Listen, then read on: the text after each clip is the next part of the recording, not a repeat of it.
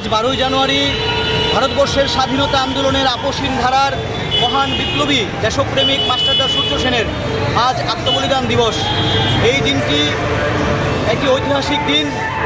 আজ মাস্টারদা সূর্য সেনের এই শহীদ দিবস আমরা ছাত্র সংগঠন এআইডিএসও, যুব সংগঠন এআইডিআইও এবং মহিলা সংগঠন এআইএমএসএসের যৌথ উদ্যোগে আমরা এখানে স্মরণ করছি এবং প্রতি বছরই আমরা আমাদের দেশের সমস্ত বড় মানুষদের জীবন সংগ্রামকে পাথেয় করে আমরা চলার চেষ্টা করি। আপনারা জানেন, সেই ধারাবাহিকতায় মাস্টারদা সূর্য সেনকেও আমরা স্মরণ করছি এবং আজকে আমরা দেখছি যে মাস্টারদা সূর্য সেন সহ ভারতবর্ষের সমস্ত যারা দেশের জন্য নিজেদের জীবন যৌবন সব কিছু স্যাক্রিফাইস করেছেন, আপসীন ধারার সমস্ত বিপ্লবীদের তাদের জীবন কাহিনী কিন্তু আজকে পাঠ্যপুস্তকে নেই।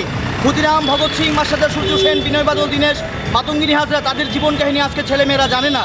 ফলে আজকের দিনে দাঁড়িয়ে আমরা দাবি করছি এআইডিএসওর পক্ষ থেকে ভারতবর্ষের শুধু নয়, দেশ বিদেশের সমস্ত বরেণ্য মনীষীদের জীবন সংগ্রাম পাঠ্যপুস্তকের মধ্যে অন্তর্ভুক্ত করতে হবে এবং মাস্টারদার যে স্বপ্ন ছিল জাত পাত বর্ণ ধর্ম নির্বিশেষে দেশের যে স্বাধীনতা, আজও আমরা লক্ষ্য করছি যে স্বাধীনতার 70 বছর অতিক্রান্ত হওয়ার পরও আজও জাতপাত নিয়ে লড়াই এই যে চলছে, সেটা তো মাস্টারদা চাইনি।